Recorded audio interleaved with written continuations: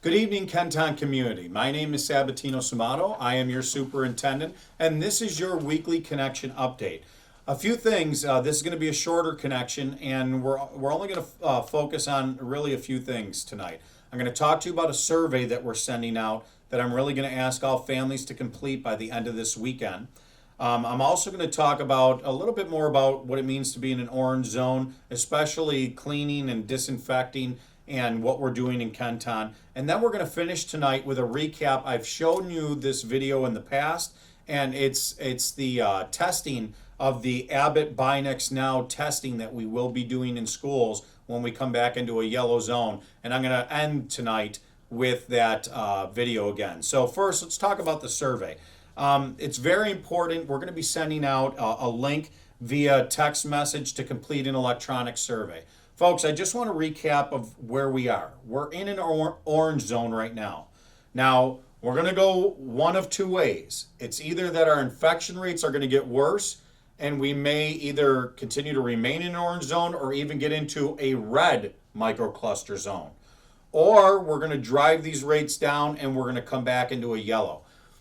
To full disclosure, I do not see, and we have not figured out as a district right now, how to complete the testing requirements in an orange and red zone. In an orange and red microcluster zone, 100% of the people, students and staff, need to be tested before they can even re-enter the building. Okay? This is a very tall order. Now, what does this mean? That means for any students that and families that say, no, you're not testing my child, they would have to remain remote.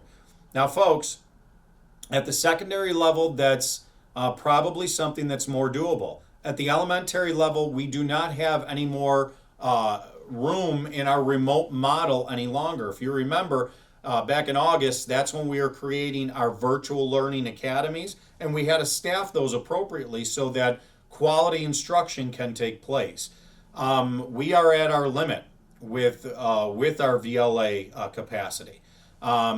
At secondary, like I said, it's a different model, but at elementary, it would pose a very big challenge. Plus, just the testing of the sheer numbers of 6,700, just in students alone, let alone our over 1,000 staff that would have to be tested in Kenton.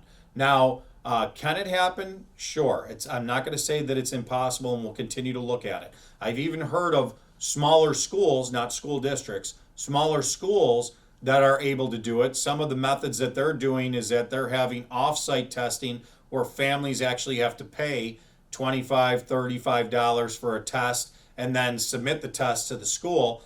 That's not the model that we're looking at in Kenton, not for 6,700 families.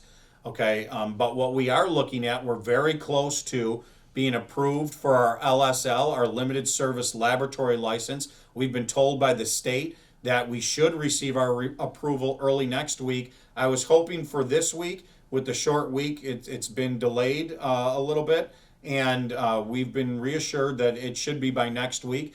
We have our test ordered so that we can get our tests in right away. And really, that's what you're receiving the consent form tonight. The hope of moving back to a yellow, I'm confident that as a district, we can perform the testing in a yellow when we're in a yellow microcluster. The yellow microcluster testing, reminder, is 20% every week. It's not a unique 20% every week. So let's just say if we have only 3/4 of our staff and families say that they're willing to test. As long as we could still meet that 20% threshold every week, then we can continue to have schools open in a yellow. So that's why this consent, we really need your help. We really need your cooperation. And folks, remember, this test is not one of those brain scratcher tests that you've seen sometimes on the news. It is a nasal test. It only goes right in the nostril opening of your nose, and it's really not traumatic. We've shown the video. At the end of this video today, we have that video again playing so that you can look at that video again before you fill out the consent. But we're going to ask people to fill the consent out, yes or no, for each child in your household by the end of this weekend, by Sunday, November 29th. And just to recap, schools cannot reopen in an orange or red unless 100% of in-person students and staff have confirmation of a negative test prior to opening and prior to coming back. Schools must then continue to test a unique 25% every week after that until they get to 4 weeks of 100%. Any student who tests positive or declines cannot come into the building in an orange or red, and I've already shared why this would be challenging. In a yellow, those same rules don't apply. It's just 20% every week, and we already have the procedures and the partnerships to get that done in a yellow. We've subcontracted with Supplemental Health. We have the plan for our in-school building, or for our buildings during the school day to provide that testing. That's why you're consenting right now. If we're able to figure out something in an orange or red, like I said, not impossible, it's just very improbable. I have not heard from any local superintendent. We have not been able to figure out how in the world, all the logistics. It's not just about the testing, folks. It's about people that wouldn't want to test, people that couldn't come to test, and then how we would continue forward with that. Now, if something changes in those requirements, then absolutely, we will absolutely continue to look at that just as well. So we're not giving up on anything yet, just telling you where we are today.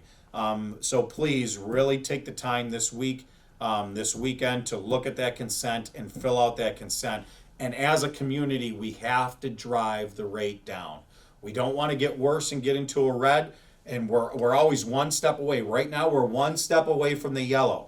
If we went to the red, then we're going to be 2 steps away from the yellow. We'd have to get back down to orange and then back down to yellow. So really, let's do our part. It's hard during Thanksgiving, but we could still be thankful with our immediate family and do what we can. Really focusing on some of those simple procedures of wearing a mask, washing hands, and just staying safe.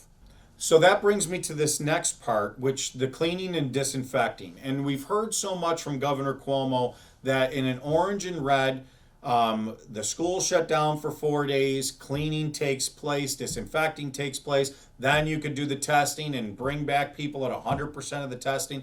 I just want to reassure everybody. Our schools are cleaning and disinfecting daily. Our buildings and grounds departments have protocols. They've partnered with this company. The company's name is Hilliard, and Hilliard is one of the national leading companies on cleaning products and disinfectants. And not only have they do they now have wonderful products to make sure that our students and staff are safe, the procedures that are followed to the T to make sure that safety is a number one priority, that's practiced every day. Now, of course, by our buildings and grounds crews, and even our teachers have been working with us, our administrators have been working with us to make sure that cleaning and disinfecting is the priority. There's, just to give you some stats on this, we have a disinfecting plan district-wide that includes approximately 70 members of our custodial staff engaged in the cleaning and disinfecting daily. Activities include wiping down and disinfecting high touch points and consistently in cleaning restrooms, to second shift employees carrying out additional cleaning using our Protexis electrostatic sprayers. So, and we were at the cutting edge of this in Kenton, even back in the spring before the pandemic hit.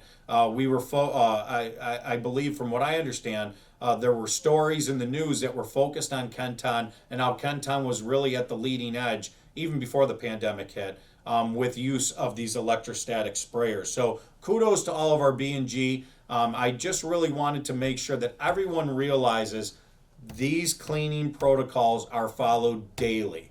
Daily, weekend, weekly, whenever we can, we are absolutely making sure that our buildings are number one, safe for our staff and students. So now it brings us to the end of the update. I really hope that everybody understands orange and red, a lot of trouble. I'm hoping to get back to yellow. Remember, to get back to yellow, our 7-day rolling average for 10 days has to show a decrease. And then our final 3 days has to be below 2%. That brings us back to yellow. That's all when it comes to positivity rates. So we have a lot of work to do to get us there. And I know we could do it together, because together we are Kenton proud.